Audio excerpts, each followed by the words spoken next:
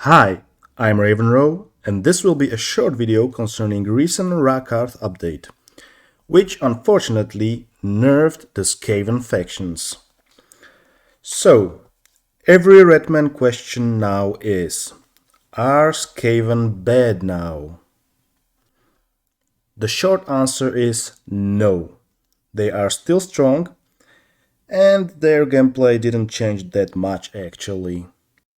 The first part of the update concerns campaign balance for the Skaven. Many players felt like the stalk stance of the Skaven was broken, and this was addressed by the changes in stances. Stalk stance now reduces ambush success chance by 15%, so it makes it less potent in ambushing your foes. Next change to the stances is that various stances will now affect ambush defense chance. Obviously, your defense chance will be the lowest when you are in forced march and largest when you are besieging a settlement and also encampment stance. Underway, wall routes and beast paths don't have a really big impact on this. Overall, I don't think this change hurts the Skaven much. They will still be able to use stalk stance to successfully ambush your enemies. Maybe a little bit less now, but still very strong. So I do not fear this change at all. But of course, we will have to see in actual gameplay how the stalk stance changes the balance. Next major change comes to the Skaven corruption. As you can see, some buildings will now not provide Skaven corruption, but untainted. These are mainly Clan Warriors Chain, Assassin's Chain and Order Chain. Plague's Chain will now produce a lot less corruption, down by 1/3 on the maxed level. Adjacent regions Skaven corruption was reduced even more to 50% on the highest level. The 50% reduction also comes with Shattered Tower, which is a landmark in Skaven Blight. This may affect early campaign, mostly on higher difficulty levels, like very hard or legendary. And last but not least, Efficient Planning Provincial Edict will now give 3 public order instead of 2, and the effect of Untainted is increased from 1 to 2. Once again, we will have to see how this changes the gameplay, but I think a good Skaven player will overcome this. You can always make some changes to your strategies. We'll just have to see. Of course, with the Skaven corruption changes comes changes with Menace Below.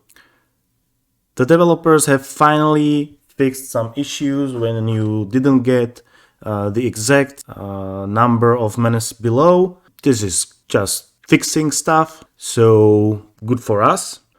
Of course, with the previously mentioned changes in Skaven corruption, this will mean a reduction to the number of Menace Below charges that you can gain via Skaven corruption. So, 1 or 2 charges less. It may not seem like much, but I had a lot of battles when 1 Menace Below changed the outcome of the whole battle, so we will have to see. And last, under the campaign balance tab comes a few other changes. Namely, the minor Skaven factions will no longer perform the Scheme of Doom or the Pestilence scheme. This is a minor change, but it could have really big repercussions to the campaign when minor Skaven factions will not be able to cause so much harm to other AIs. So the overall effects could be large, we will see.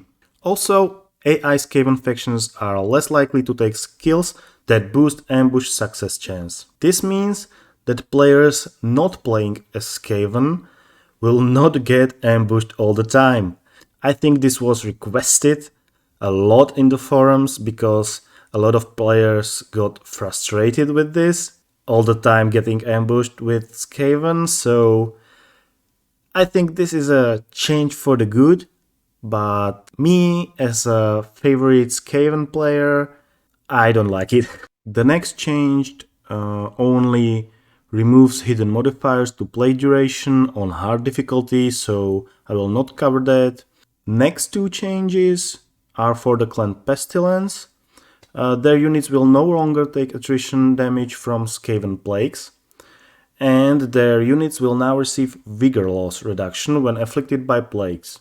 This change I think makes perfect sense because Clan Pestilence is the best in making plagues, so I think they have some natural immunity. This is not big change, and I don't think it will affect gameplay whatsoever. The next change, however, will completely change some battles for a lot of players. The number of charges of the Skaven Warbomb ability was reduced to 1. Of course, additional charges can be gained by upgrading the garrison building in major settlements, but that means that you will only get the 3 charges from major settlements and not from the minor ones. So I think this change will affect the tactics of the battles.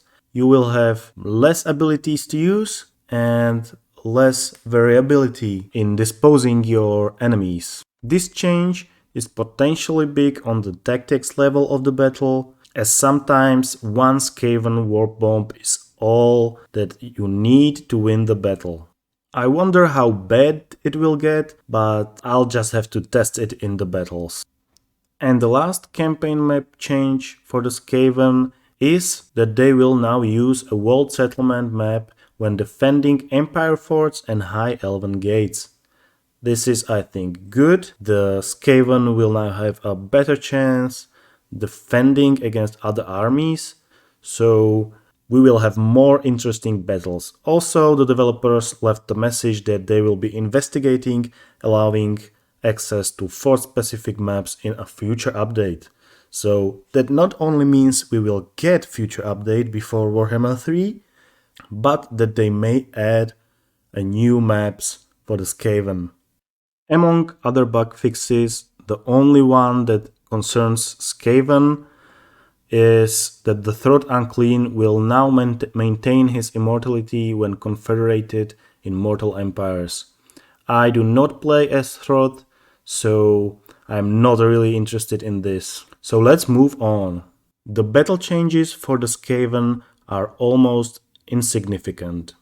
The only units that are changed are Brood Horrors and Wolf Rats. All of these units have now less melee defense, and the Brood Horrors mount entity mass is changed from 3,500 to 2,000, so that's almost to half. I think this change means that they will be slightly harder to hit, but together with lower melee defense, I think this will almost cancel each other out. So in the term of units, not a big change for the Skaven. Next comes the changes in abilities, where Skaven get a few changes and not for good. Cellular instability AP damage is reduced from 54 to 30, so a reduction of 45%, and also added a phase that damages self at around 600 damage. So this makes this ability slightly less viable, but still useful. The next change to instability 4 is almost insignificant, AP damage reduction from 63 to 60, but the next change to the War Bomb is really significant.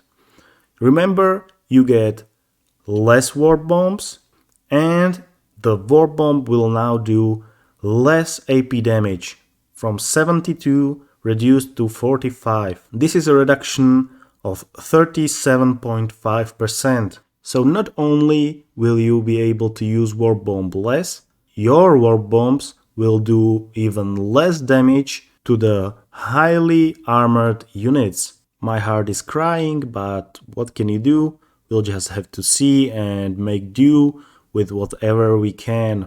Next, Pestilent Birth.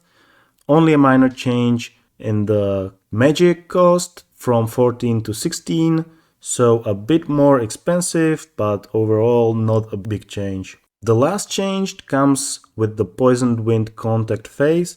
This concerns Poisoned Wind Globadiers and Poisoned Wind Mortars. As I am very fond of using these units, especially mortars, I am not pleased with this change. I think the change to the War Bomb and Poisoned Wind are probably the biggest changes to how the Skaven will play, at least for me. There will be less space for cheese. So this last change means that your Poisoned Wind units will do less damage and you will no longer get that nice few hundred kills on each Poisoned Wind mortars that easily. So, to ask the question asked in the beginning once more, the Skaven are not bad, but I think they got nerfed pretty significantly, at least on the tactical level. I think they will still be slightly OP race, and we may see more changes to Skaven in the future. So, thank you for watching, and if you like this video, hit that subscribe button or leave me a comment, ask me any question, I will try to respond to everyone. Thank you once again for watching and see you in the next video.